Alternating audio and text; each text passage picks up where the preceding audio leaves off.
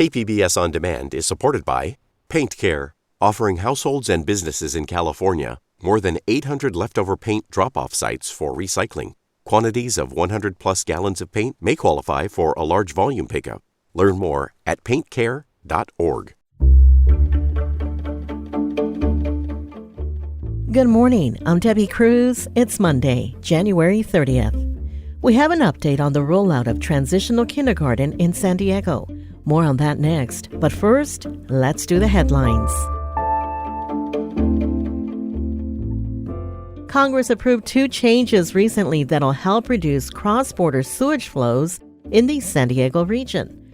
More money was added to a border pollution cleanup fund, and lawmakers authorized $300 million to be moved to the agency that'll build sewage treatment facilities near the border. The mayor of Imperial Beach says pollution ruined last year for IB because beaches were closed a lot, but she is hopeful that federal officials will start expanding the International Wastewater Sewage Plant near the border.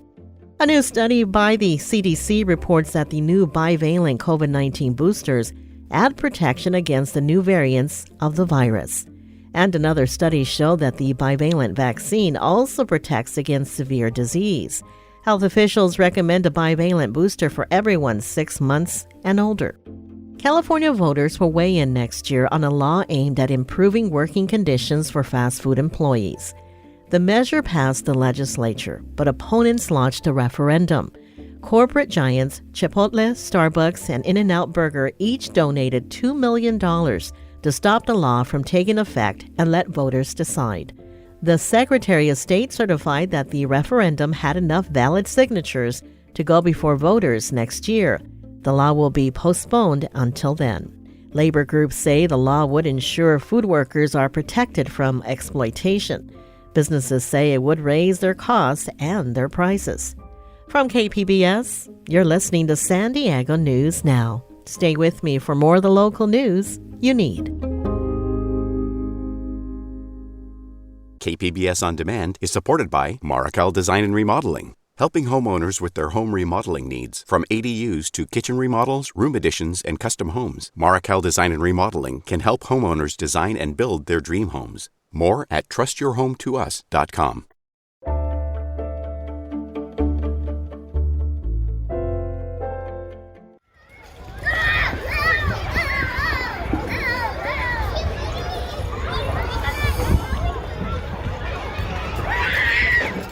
It's a typical morning in this classroom of 4- and 5-year-olds in San Diego. They're wrapping up their 20 minutes of recess and are lining up to go inside. Next, they'll work with their teacher on practicing letters and sounds. It sounds pretty similar to kindergarten, but this isn't a kindergarten class. It's a new grade called Transitional Kindergarten that is being expanded to all 4-year-olds across the state. KPBS reporter Claire Trageser has been following the progress of this expansion and all of its bumps along the way, and she joins me now. Hi, Debbie. Thanks for having me. Oh, my pleasure. To start, tell us a little more about what Transitional Kindergarten is all about. Sure. So it's all part of this multi-billion-dollar plan that Governor Gavin Newsom rolled out last year. And the idea is that by 2025, all 4-year-olds in California will be guaranteed a free spot in this grade Transitional Kindergarten, or TK. And the overall idea is to obviously better prepare children for kindergarten and reduce daycare costs for parents, which, as many people know, can be extremely substantial. Well, those all sound like great things, helping kids, helping parents with daycare costs. So are there problems with it? Well, it's a new program, and so, as you said in the beginning, that means there are going to be bumps along the way. In fact, the teachers union in San Diego recently had a rally.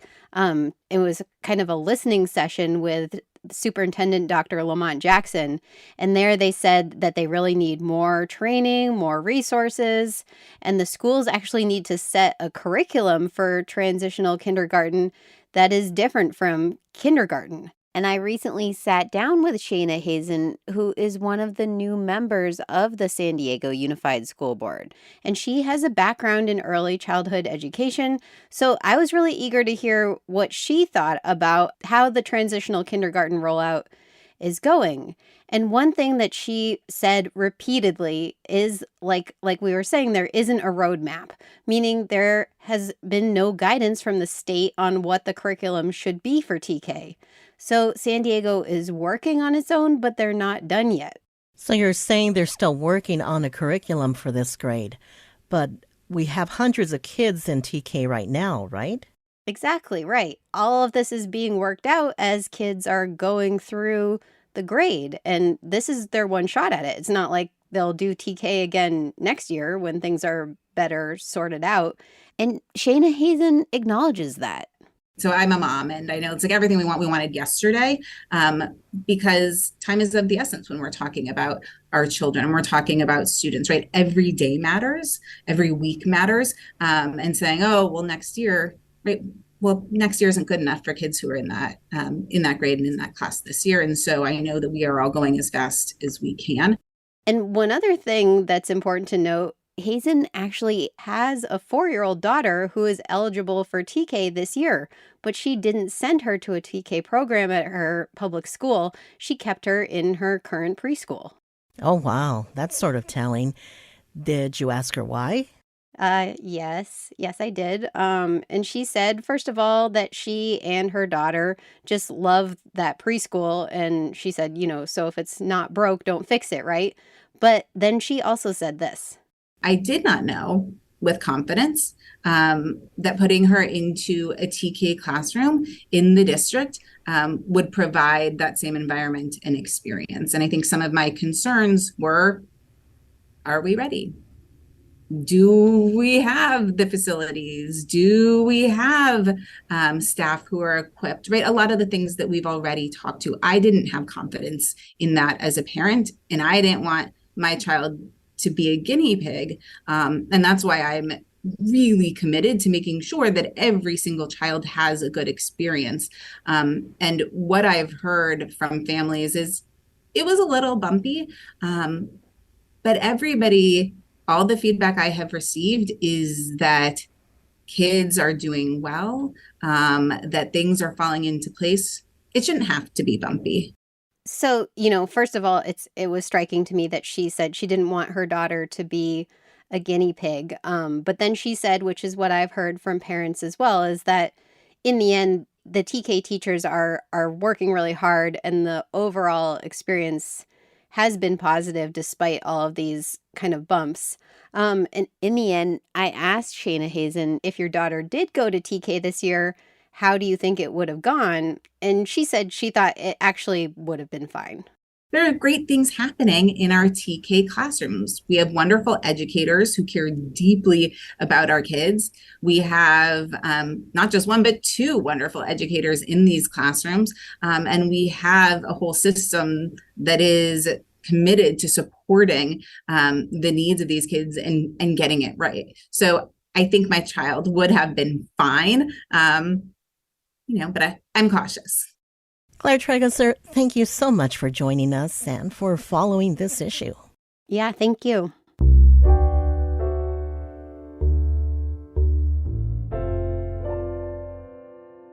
A San Diego court dismissed tickets against 2 unhoused people for blocking a sidewalk. As iNewsSource reporter Cody Dulaney reports, it marks another development in Mayor Todd Gloria's effort to hold unhoused people accountable for refusing shelter. A scheduling error and a San Diego police officer's fumbled testimony. That's how it ended for what appears to be the first 2 unhoused people to contest citations since San Diego police increased efforts to break up homeless encampments. Last year, Mayor Gloria promised consequences for those who refuse help. The city has since seen a dramatic spike in arrests without any convictions to show for it. A police spokesperson said officers will continue responding to community complaints and addressing unlawful behavior. For KPBS, I'm iNewsSource investigative reporter Cody Dulaney. iNewsSource is an independently funded nonprofit partner of KPBS. The point-in-time count took place last week, but for homeless outreach workers, that count continues, this time for people living in RVs or cars. KPBS North County reporter Tanya Thorne joined outreach workers in Escondido. After the volunteers have gone home, the work continues for outreach workers like Sergio Cardonas. This morning, we're focusing on counting RVs. He is a homeless outreach worker and case manager for Interfaith Community Services in Escondido. While the point-in-time count took place on Thursday, outreach workers get additional time to count more people experiencing homelessness. Cardona says he has seen an increase in the number of people living in recreational vehicles in Escondido. At times, it feels overwhelming. Earlier this month, the city of Escondido considered passing stricter RV parking regulations. The ordinance was rejected and will return to City Council when more information and options are put together by city staff. Tanya Thorne, KPBS News. There has been a long-running legal fight over how much money San Diegans with housing vouchers can get. KPBS investigative reporter Claire Tregesser has details. It's difficult being poor and on Section 8. Tasha Williamson has a housing voucher that helps her pay rent. Last year, her voucher amount went up by a lot. That saved her after her rent increased. Unfortunately, due to SDG&E going up, it really hasn't changed much. And the fact that food has gone up. So it's almost, I'm back where I was at.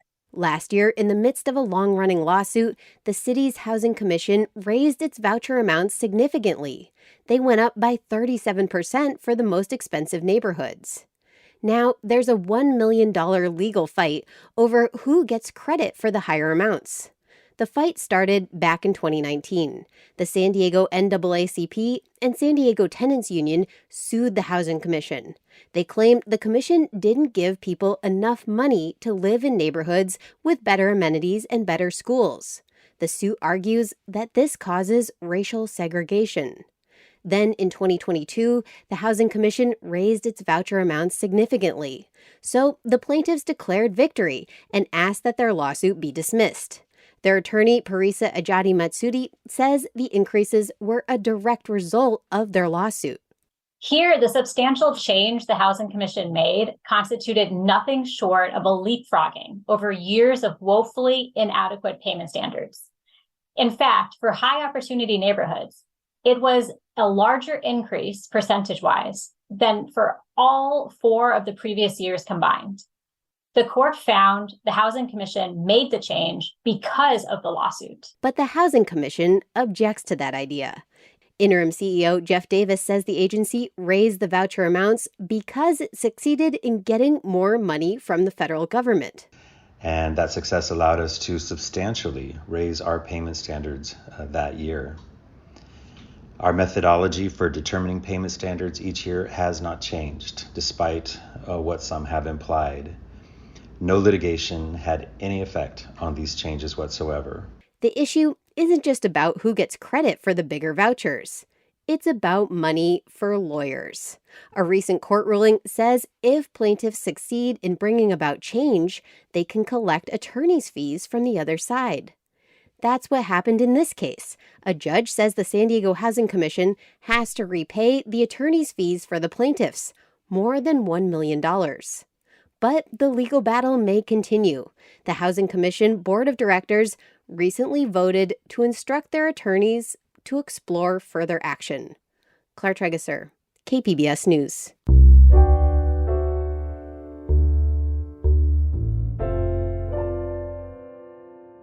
The city of Carlsbad saw a 233% increase in collisions involving bikes and e-bikes since 2019.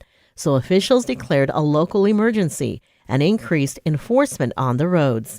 KPBS North County reporter Tanya Thorne says now they're asking all of Carlsbad to create safer streets together. The city of Carlsbad is asking people to take its Safer Streets Together pledge. The goal is to keep Carlsbad streets safer for drivers, bikers, and pedestrians. We've made it very easy. You can just go to our website, carlsbadca.gov, and enter your name. But that is just step 1. Carlsbad Councilmember Teresa Acosta says the second step is to share the pledge with friends and family. And then there's education. The city will partner with the San Diego County Bicycle Coalition and Circulate San Diego for community workshops. The first one is scheduled on February 9th. The Safer Streets Together pledge can be taken on the city's website. Take the pledge, Carlsbad! Tanya Thorne, KPBS News. Coming up, efforts to get more people to become child psychiatrists appear to be paying off. We'll have that story and more next, just after the break.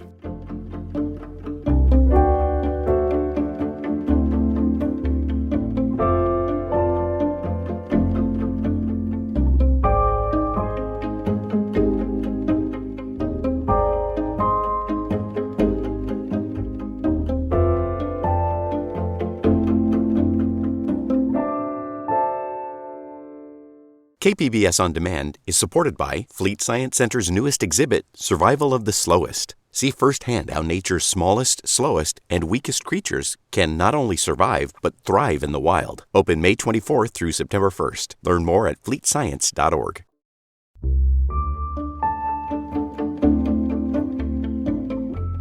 A UCSD program to support children's mental health seems to be working.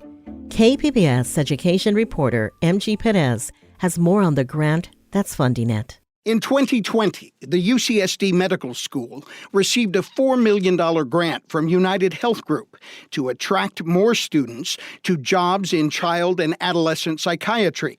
Dr. Yusra Ben-Halim is the National United Health Group Medical Director. She says 2 years into the grant program, administrators now report a significant number of medical students enrolled in the work have committed to become psychiatrists to help children traumatized by the COVID pandemic. A program like this can demonstrate the value of creating an opportunity that connects people, that they can not only learn, but they get excited. UC San Francisco was also given the $4 million grant 2 years ago with a similar program to increase the number of child psychiatrists in Northern California. MG Perez, KPBS News.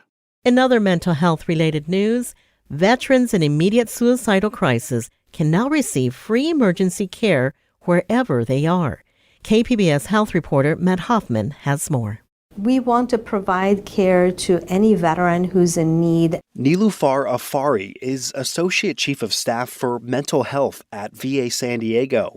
She says thanks to the Compact Act, veterans experiencing acute suicidal crisis can now go to any hospital's emergency room, whether that be at the VA or otherwise, without having to worry about a bill. Really, the intent here isn't to do anything different clinically.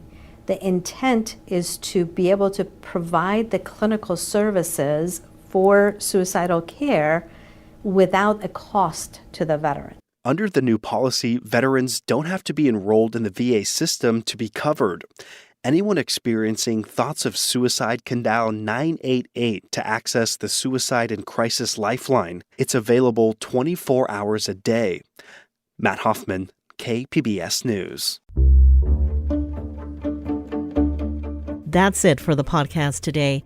As always, you can find more San Diego news online at kpbs.org. I'm Debbie Cruz. Thanks for listening and have a great Monday.